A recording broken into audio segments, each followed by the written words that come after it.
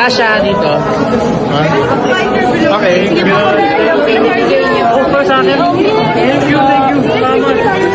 Dumating ang kambal na sina Andres at Atasha Mulak sa venue kung saan gaganapin ang 53rd Box Office Entertainment Awards.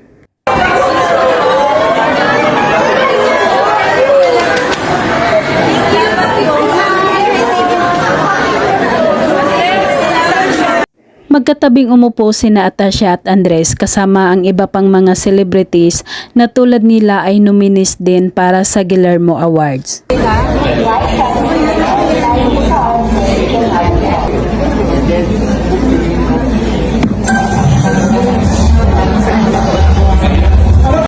Talagang palabati si Atasha sa lahat ng mga tao kahit malayo ito sa kanyang inuupuan.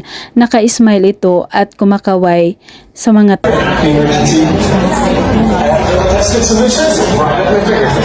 Step 1. Acne facial cleanser. Proven to cleanse away acne-causing bacteria. Unang tinawag si Andres na nakakuha ng award bilang Most Promising Male Star. Nakangiting umakyat sa stage si Andres.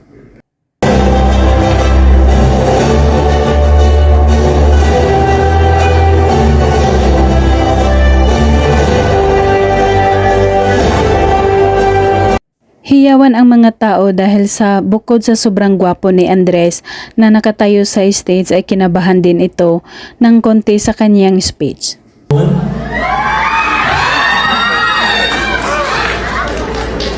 Medyo kinakabahan ako ng konti pero sige lang.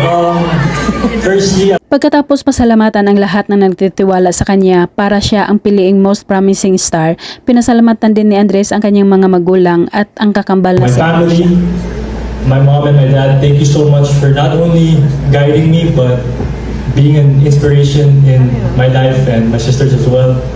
And Dagdag pa ni Andres, inaalay din niya ito sa nag-iisa niyang kapatid na si Atasha na naging bahagi rin sa kanyang tagumpay.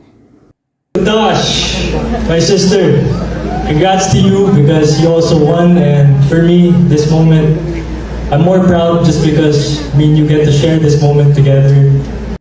Makikita ang saya sa mukha ni Atasha, ang excitement at tuwa nang siya na ang sumunod na tinawag para umakyat sa stage para sa kanyang award.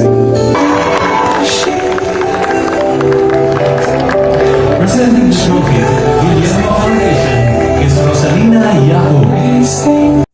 Nakakuha si Atasha ng Guillermo Awards bilang Most Promising Female Star, kaya malaki ang pasasalamat ni Atasha sa lahat ng nagtitiwala sa kanyang kakayahan.